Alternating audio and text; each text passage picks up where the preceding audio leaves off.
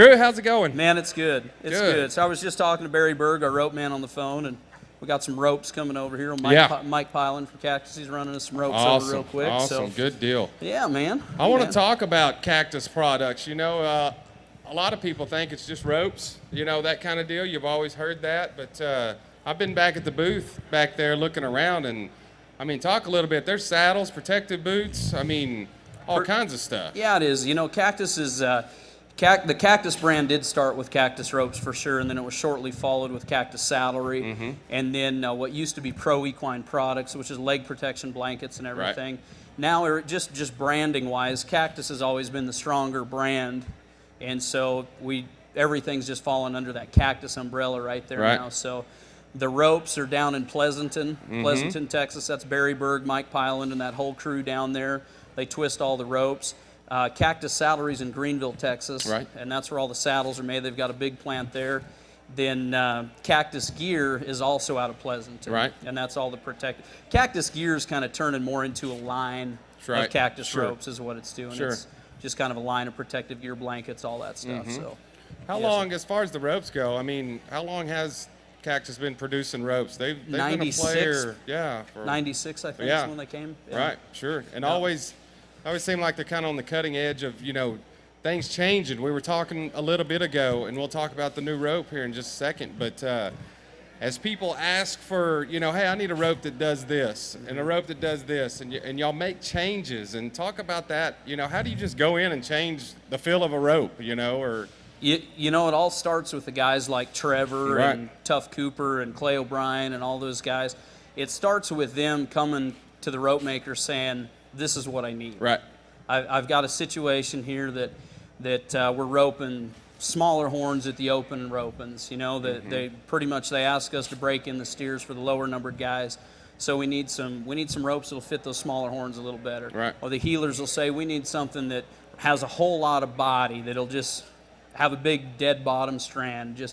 So it starts with those guys, and then they come in and talk to Barry Berg. And Barry was going to be here with us today. He just got tied up over at Cowboy Christmas. But that's where it all starts, is those guys, you know, really saying, hey, this is what we need to compete. Right. And then you also got to take into consideration all of the people that are at the World Series or Opens, the U.S. or Opens, and so forth. So trying to make ropes that feel great not only just for Trevor, but also for everyday guys, you know, because Trevor may use a rope that feels a little too fast for maybe a number 4 or number 5 header. So. And that was going to be my next question. You know, is it, for those of us that don't know, you know, as far as your ability in roping, is there a different particular rope that you guys make, or do you just change the lay of the rope? And in case you don't know, you know, the softness, I guess, of the rope, or the body, the feel of the rope, you know, for a beginner to a professional, you know, is it a particular rope, or is it the lay of the rope that you might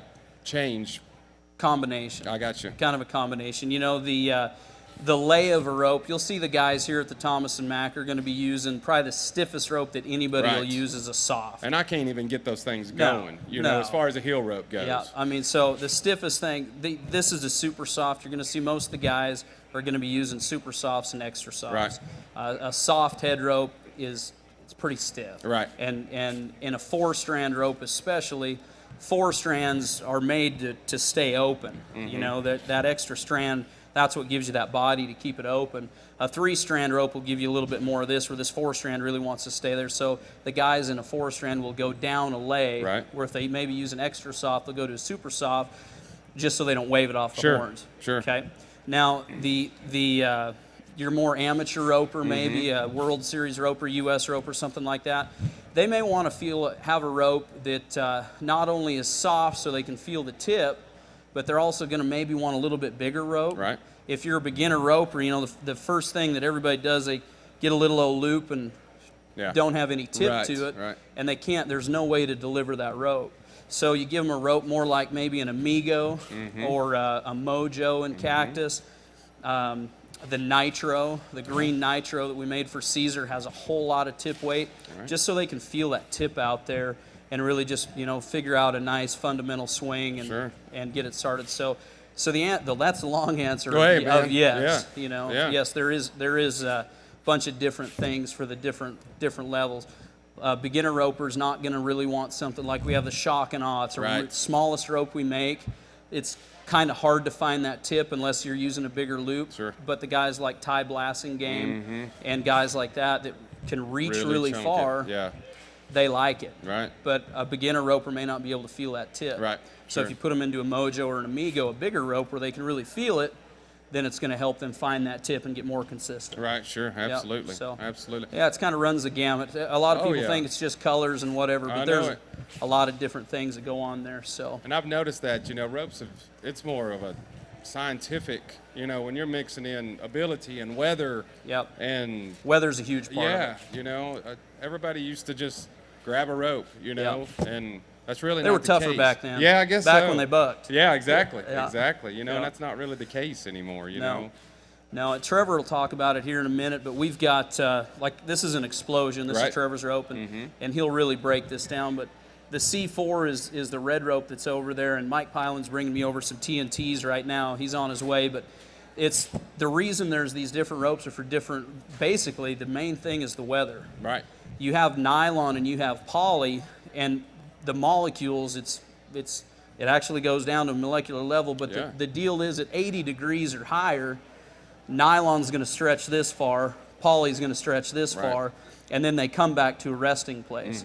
If it's over 80 degrees in the heat, this rope, the explosion, has nylon and poly in it, so when that rope gets stretched, when you turn or face or whatever, and it gets that big stretch on it or healing, you get that stretch, when it wants to come back to its resting area, the poly is going to stretch this far, the nylon is going to stretch a different amount, and then when it comes back, it doesn't come back to the same place just because of the molecules in it. Sure. So your rope, that's why when it's 90 degrees in your rope and your rope starts feeling raggy, that's why a poly nylon will feel raggy. Where a nylon rope, all nylon, 80 degrees or warmer, that nylon may stretch, but it's going to come back to it's all nylon. So every part of it's coming back to the same place. It's going to keep that snap for quite a bit longer. Sure. Yeah. Well, the good thing about this, they give me a microphone and I get to ask whatever I want to. But as far as, you go make runs on steers, you get a brand new rope. What do you recommend? How many head? Do you put the twist ties back on it before you put it in your rope bag? What's breaking in a rope or making it last longer? Touch on that just a little bit. All right, so the ropes are not cheap anymore, that's for sure. It's $40 to go get a rope, 40 plus right now to get a 4-strand. So the first thing that a guy wants to do when you pull them out of the twisty ties is you want to just put them around your buddy's waist and just get on the end of it and just give it a stretch. You don't need to put it on a fence post and back your horse up. And everybody used to do that. That's what everybody did, and we still do. Sure. But just give it a little bit of stretch and you'll feel it. It'll take those coils out. It'll take that bounce out. And you're going to want to go, when the rope feels great is when you want to put it away. When you go run a few steers, you run 4 or 5 steers with it, then put it away. And when you put it back up, just make sure that you coil it. You don't want to coil it like this. Not too tight. You're almost better to put it. It kind of depends on your rope bag a little bit. How many's but in if you there? want to put them healers like big coils, so a guy will want to coil those ropes up. Get your coils all even, just like they were in the twisty ties. Make sure your Honda's not rolled in or rolled out. Just right down the middle. And just right down the middle, and just make sure it's all really, really even. Sure. I bet this is our ropes right here. man. Hold on just a second. Do it up. Yes, sir. You right outside? We got new ropes coming. All right. I'm going to come out and get you here in just a second. I'm going to head it over to Trevor. Come out and grab those. Okay?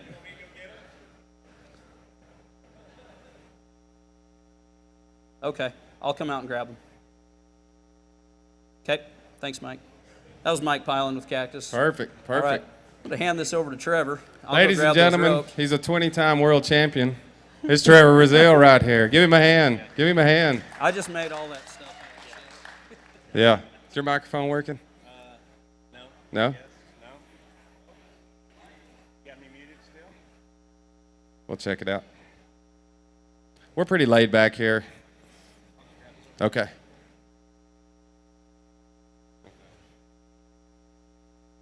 Yeah. You got me now? No? Yes? Because I got a call I got to take too. Yeah. Are we good now?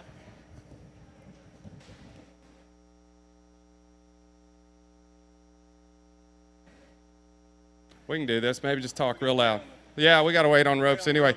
You know, we could move this up a little bit and visit and all that good stuff, but Can y'all hear me all right? y'all can hear Trevor Brazile. Like we're talking to Thomas and Macri. That's right.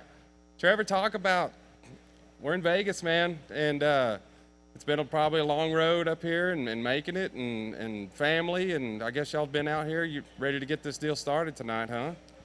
Yeah, I guess I'm ready for the rodeo to start. You know, we've been out here for 5 or 6 days already, and all the check-ins and signing up for this, beating Tough Cooper and race car races. I mean, I'm just sick of all the other stuff. I'm ready for the rodeo to get started. Yeah. I guess y'all, you broke in steers. We talked about that with the guys up there earlier. What about the calves? How have y'all done anything with them yet? I tell you, the calf roping's probably going to be a lot different this year. Pretty stout set of calves, but I mean, I think it's just going to put more emphasis on the horses, and so it'll be good watching. But they're definitely a stout set. We'll be roping the medium pin tonight, and when the big pin rolls in there, it shouldn't be hard to tell those. Oh yeah, exactly. How do you? And I asked this to these guys earlier. You know, you've been doing this, and I mean, maybe I read somewhere 45 qualifications. You know, as far as steer roping and calf roping and heading and heeling, and what do you learn every year? I mean, compared to last year, you know, you got to have something that, you know, maybe I won't do this again, or he's back on. There you go. Anything different this year than last year or years before? Or you just kind of go at it the same? You know, if there's anything I've learned, it's that it doesn't get any easier, right. You know, so I mean, you still got to put in the time. When you get a system that works, you just can't deviate from it at all, because everybody else just gets faster. Right. Everybody else gets younger, and I get older. Yeah. But yeah, they just keep coming. You know, the talent just keeps lining up, and so there's definitely no room for error, in or out of the arena. You know, practicing, getting ready for this stuff, you can't take any of it too lightly. Yeah, and I ask a lot of guys, you know, what's the game plan? I mean, I guess there's not a game plan. I guess you go be as fast as you can on each run and see what happens after that, you know, that kind of deal. I mean, I guess you can't plan for too much, right? As far as you know, that's the thing. What Eric said earlier, you know, you get out here, get excited, and you know, you're talking to people, and they're wanting to know if you're going to be 3 in the first round or anything like that. And that's one of those things that you know, we've practiced more, you know, this month or month and a half getting ready for this thing. So muscle memory is going to take over, and making sure your horses are sharp and doing their job right makes the rest of it easier. I guess if the cattle's set up, you know, you take your to be 3 shot, you know, you're not going to swing an extra time. No. I think the start plays a big role in this, and you know, your horse leaving flat and getting. I mean, they say if you know, getting a great start and missing the barrier just 2 or 3 inches is huge in that building. Sure. You know, it's what people don't understand. You know, you say you missed the barrier and it looks on TV it's like that, but it translates into so much more, you know, and so much further down the arena. Sure, and everybody's going at that, and I don't know, like I said, kind of what the exact agenda is here, but I want to talk about, and I think we got a video in a second. You've got a new instructional video out, is that right? Yeah. Tell us about that a little bit. The DVD's name is Legend, and it's with Patrick Smith doing the heeling, and I'm doing the heading, and we both talk a lot about everything from mental preparation to horsemanship. I guess you see here we go. It's on the loop here now. Yeah. So it was a lot of fun making it. It's got a lot of great features that haven't been in an instructional DVD before. We've got some amateurs that volunteered, and we roped the same steers. We numbered them all, roped the same steers, and have split screen. I'm roping in the head, and I'm roping a steer, and the amateurs are all lined up roping a steer. And then we took that even further to where there's split screens of me and the amateurs both on the same horses, and obviously the technology is awesome in this one. But there's a lot of great shots, and it's a little different than any of them that I've seen on the market for sure. And it's my first DVD and only DVD out there right now. But that's the head cam shots, and there's just a lot of great technology that just makes it easy to teach nowadays. Absolutely. Yeah, I was going to mention that. I mean, I've seen you in, like Patrick's instructional, kind of heading for him and that stuff. This is your first one. What, as long as you've been doing this, and I'm sure there's been a demand for you to make a video, how come it has been this long since you've done one, or is it just kind of the time was right kind of deal? Here's the split screen. We're able to draw lines and everything on position to keeping your horse's shoulders up, and just common mistakes that were made. And we go over everything from scoring to facing to dummies. It's 4 hours long, so there's a lot of bang for your buck in this one. Absolutely. Absolutely. I'm just gonna. Well, Drew, are we back? Do we have? Oh yeah, I'm sorry. Those DVDs, Patrick, he's going to get on to me if I don't say this. Yeah. DVDs are for sale here, and they're in the NRS trade show. And if y'all get them bought while I'm here, I'll be happy to sign the cover for you or whatever y'all need done. Awesome.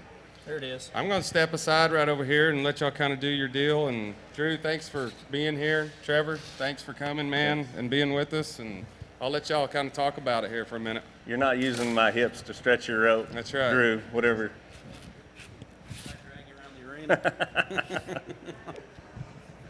This is the new rope. This is what all the hype was about right here. This is a rope that I've tested all year. It's called the TNT. It has a lot of the same features as the Explosion, our first and best-selling rope that we have out on the market. That's a rope I use probably 80% of the time up until we developed this rope right here. Anytime there was just a good climate and good roping weather, from cold weather to extreme hot. When it came to extreme hot, I used the pink rope, the C4. It lasts way longer and just seems to handle the heat great. So that's why we developed that rope. But I have a lot of guys that just love an all nylon feel, and the body of the C4 stays open, so they use it year round. This is just my personal preference. But this rope is closer, of the two, it's closer to the Explosion. Same type of setup. This is what I'll probably be at the National Finals. This is what I'll be using this year. It's a touch lighter than the Explosion, but got great feel. It's a great blend. Glad Barry developed it. I've been wanting a rope just like the Explosion that was a touch lighter, and it didn't lose any of the quickness and speed. If anything, it gained some, and so I'm excited to use this week because it should be the perfect conditions.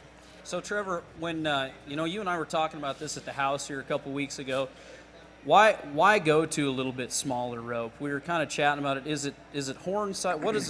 What does it have to do with? Is it just preference in your swing, or does it have to do with the horns, the cattle, stuff like that?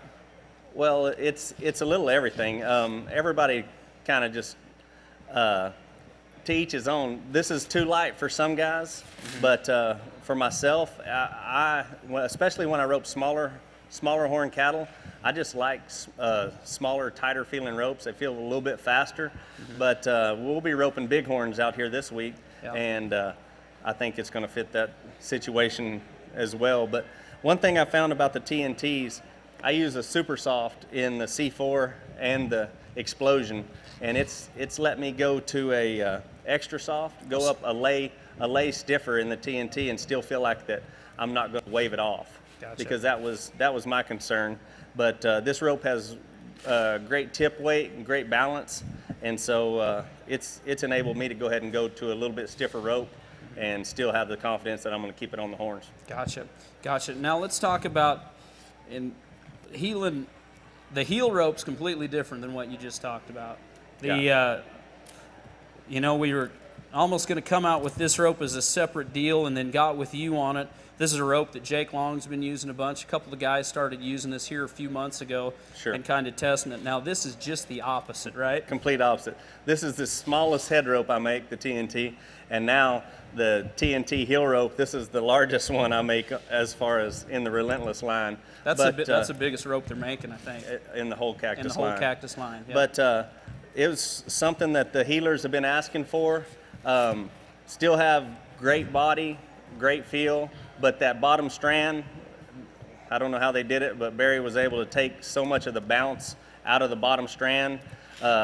that it stays where it's placed. And so anybody that's having trouble or have their ropes that have, maybe too much spring or whatever, this is a great tool right here to try, because this bottom strand seems to go where you put it way better than anything else on the market that we've seen so far. So Jake Long will be using it this week. Hope he wins a lot. Not quite as much as me with him this week, but hope he has good luck with him. A little friendly competition. I know that one thing that we talked about there, I've been using those since they came out too, and where the head rope you got to go up a lay, the heel rope, just because they're so big around and with so much body, I actually went down a lay on the heel ropes, where I used to use a hard medium or even a medium hard. I went down where Barry's sent me even a few mediums, and they just feel so, even at a medium, which felt pretty soft at first, they've got that big body. When you deliver it, they just want to sit down there, like you say it, and they feel so, you can really, really feel your tip. For heelers that are looking to really be able to feel that tip, I don't think they make any rope like it.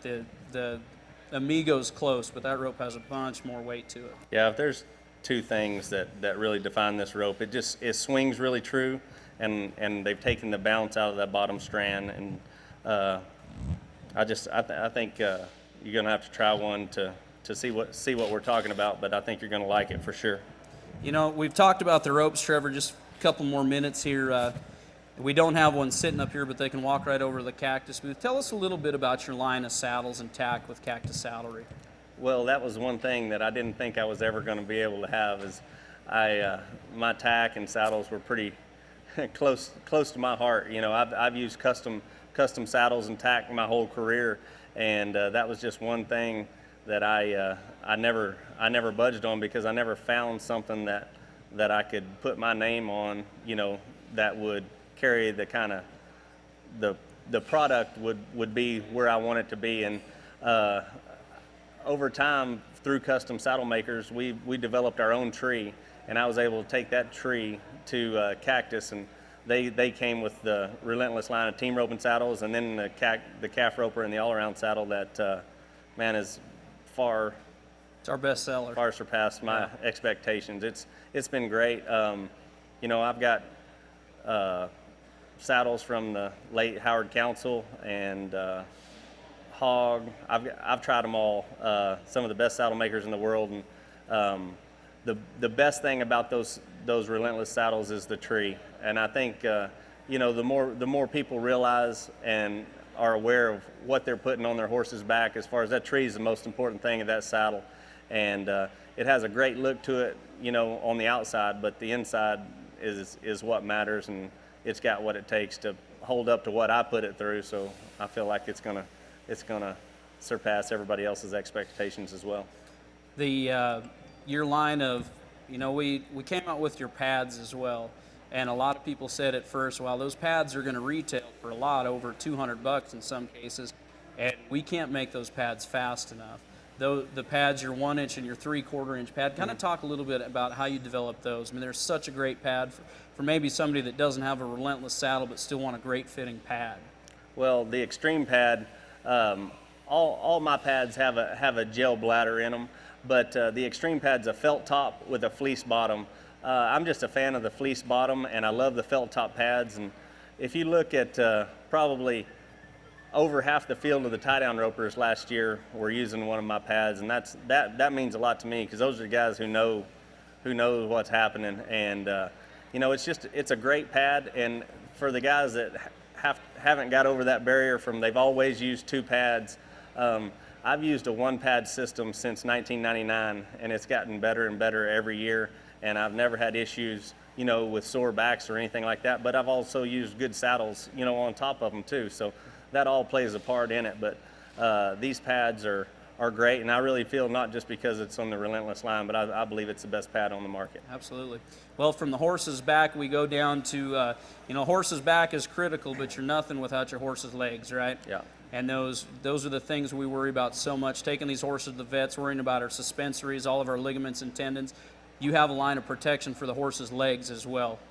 Well, and I think, I don't know, it seems even more so nowadays, soft tissue injuries are more common, and I think it's because, you know, we ask so much of these horses in different kind of ground, you know, conditions, but a soft tissue injury can take way longer than, you know, even a fracture at some times. So, you know, you've got deep flexors to suspensories to all these different injuries, but I think these sports medicine boots that we have keep everything in there warm. It's just like any athlete, you know, that neoprene sleeve does a few things. Not only support it, but keep it warm to where, you know, they're less likely to have a soft tissue or a tendon or ligament injury, you know, within the run. And I see so many guys, you know, they'll run 15 head at home on their horse with their boots still on their stirrups, and then when they go to the rodeo or open to run one steer, you know, they pull them out and put them on there. I think it's the exact opposite, because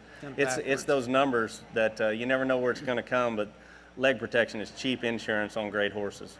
You know, talk about getting away from that, but just the fundamentals of working out as a person and your horse as well. How important is that warming up process for these horses?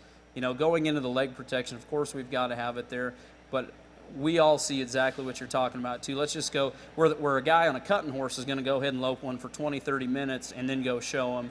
There's a lot of ropers that may just take 2 laps, back them in the box, and ask them for their life every time. Oh yeah, and it's huge here. You know, it's a challenge at the national finals, because, you know, we have a warm-up area, and then we have to. There's so long that our horses, you know, have to get in line before they can. And I think those neoprene leg protection, the sports medicine boots, help keep those legs warm, you know, even when you're just standing around in between runs at jackpots and stuff like that, to where you kind of stay on go without coming straight from the warm-up arena. It used to be, you know, we always heard take them off, let them cool down. Well, that's, you know, talking to the vets and everything is so important to keep those horses' legs warm. Yeah, absolutely. Yeah, no, that's the biggest benefit, you know, from not only just the support, but just keeping that temperature right to where those horses stay loose and don't get cold and tight. Yeah, cool. Well, I tell you what, Trevor, I sure appreciate you being here with us.